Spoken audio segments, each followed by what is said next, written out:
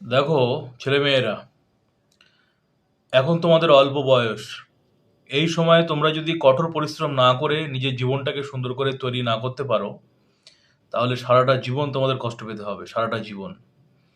এখন তোমাদের জীবন গড়ার সময়।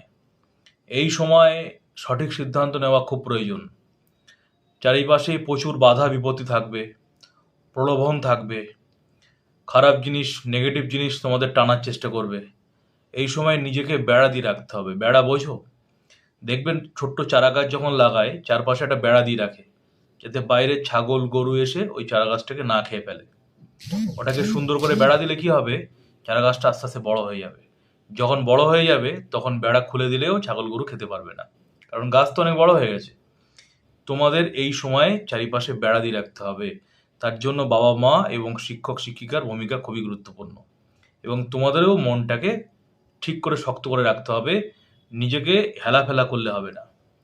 এই সময়ে যদি কোনো ভুল সিদ্ধান্ত নাও, খারাপ বন্ধু বান্ধব পাল্লায় পড়ো, উদাহরণ হিসেবে বলছি, বা নিজেকে যদি ভুল পথে নিয়ে যাও, তাহলে সারাটা জীবন তোমাকে কষ্ট পেতে হবে, সারাটা জীবন। এর ফল তোমাকে সারা জীবন ভোগ করতে হবে। চোখের জল বের হতে হতে চোখ শুকিয়ে যাবে, সারা জীবন আফসোস করতে হবে। তাই এই সময় তোমাদের চরিত্র গঠনের সময়, জীবন তৈরি করার সময়। তাই নিজের চরিত্রকে মজবুত করো।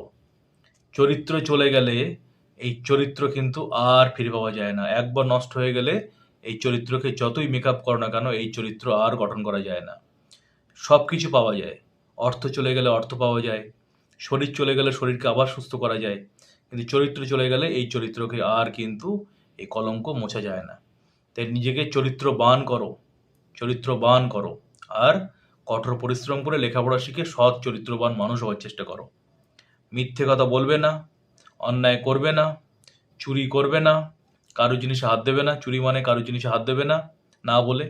আর কঠোর পরিশ্রম করো, দিনরাত এক করে সৎভাবে থেকে ডাল ভাত খেয়ে কঠোর পরিশ্রম করে নিজের চরিত্র, নিজের জীবন তৈরি করো। যদি সত্যিকারে তুমি জ্ঞানী হতে পারো, লেখাপড়া শিখে যদি সত্যিকারের মানুষ হতে পারো, যদি কারোর জিনিসের প্রতি কোনো লোভ না থাকে, অহংকার না থাকে, ঠিক আছে, যা পেয়েছো জীবনে তাতে যদি সন্তুষ্ট থাকো, আর নিজে লেখাপড়া শিখে যদি নিজের জ্ঞানের ভাণ্ডারটাকে বৃদ্ধি করতে পারো, তা আমি তোমাদের বলছি সারাটা জীবন তোমরা সুখী থাকবে। সারাটা জীবন তোমরা সমাজকে সবকিছু দিতে পারবে। তোমাদের দেখানো পথে সমাজ চলবে। তোমাকে অনেক মানুষ অনুকরণ করবে, অনুসরণ করবে। ভালো মানুষ হওয়ার চেষ্টা করো, স্বামীজির আদর্শ গ্রহণ করো।